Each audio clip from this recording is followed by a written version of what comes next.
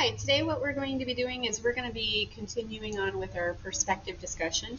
And for our first perspective discussion, I just wanted to review real quickly a little bit about perspective. So if you'll remember, this is the one that I drew last week whenever we talked about our boxes. But with this one, I just wanted to say again that when the basics of all perspective is whenever things are further away, they are visually smaller, and as things get larger and they imply that they are closer to us, so this guy out here is much, much larger. Now, for like humans or like real life things, if you had a friend and they were running away from you, they aren't shrinking, they're visually shrinking. So it's only visually that makes a difference. If they ran back to you, they'd be about the same size as you, or relatively. So kind of think about visually, this is how our eyes work, this is how our brains make sense of the world, and as an artist, it's how we need to try and get this down on paper and show people our ideas and our thoughts about space, because this is all on a flat sheet of paper. There's no actual depth or space here, but we need to make that happen and have people believe it. All right, so for our first type of perspective today, we're going to do two different kinds. The first one is going to be drawing a city. So with our city, what I started out with is the most important thing in perspective on our paper.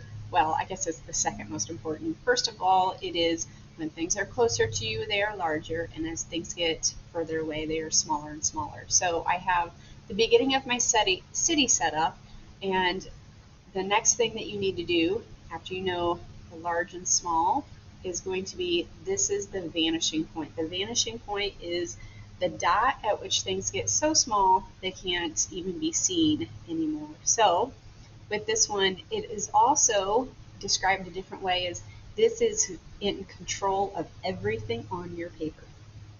All right, so to begin with, this is going to be a city, and I have my vanishing point, and I went ahead and did sidewalks. You can make your sidewalk a little bit wider if you wanted.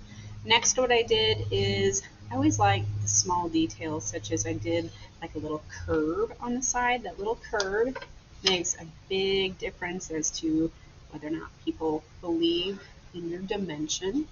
So I do flip the paper all the way around all over the place. Next, what I have here is for these sidewalk cracks in the lines in the sidewalk there. They are, I think I drew them a little too close. So this is the largest, and each time you go back, they get a little smaller and smaller. Also, what you need to do is to make sure and keep your ruler nice and level. So that's supposed to be level with the bottom of the paper. If it turns out something like that, it's going to look weird. Another way to kind of check and make sure that everything is going pretty well is I always like to draw a little stick figure, a little something, make sure he's like walking on the sidewalk here. If he looks like he's falling down or on a slide, well, there's something wrong with your perspective. It's probably not your stick person.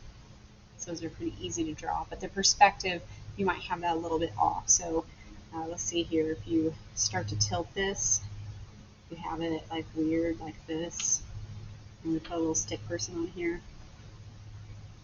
Instead of walking, he's like, woo, he's going down a slide. That's wrong, don't do that. Okay, so now you can kind of see wrong and right. Next one we're going to do is we're going to go ahead and draw some buildings, and I'll go start on the other side since we have the first couple buildings drawn here. The building that is closest to you is going to be the largest, so you can go ahead and make that pretty tall. Next, what we have is the vanishing point is in control of your paper. It's like a black hole. Everything gets sucked into it. Here we go. That's our first building. So when I say that it gets sucked back to your vanishing point, that just means like line that ruler up, make sure the ruler is touching your vanishing point. If it's not working. It's not going to look very accurate.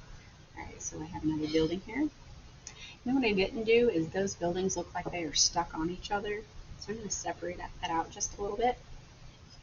And I'm going to take a line straight down. And this one right here, now you can see the gap in between. Gap. Let's get rid of that gap. This should go parallel to the top of the paper.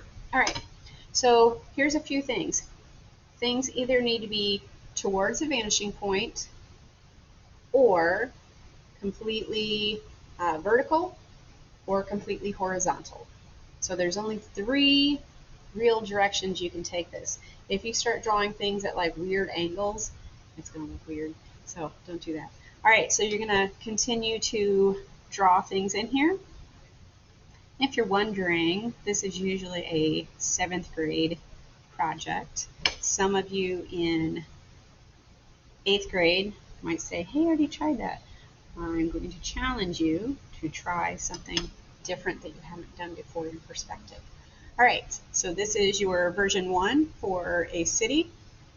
Go ahead, you can draw more buildings in there. When the buildings get way back here, do make sure that they are, they should be drawn with a ruler, but just for effect here, buildings way back there should be so tiny they're even difficult to see.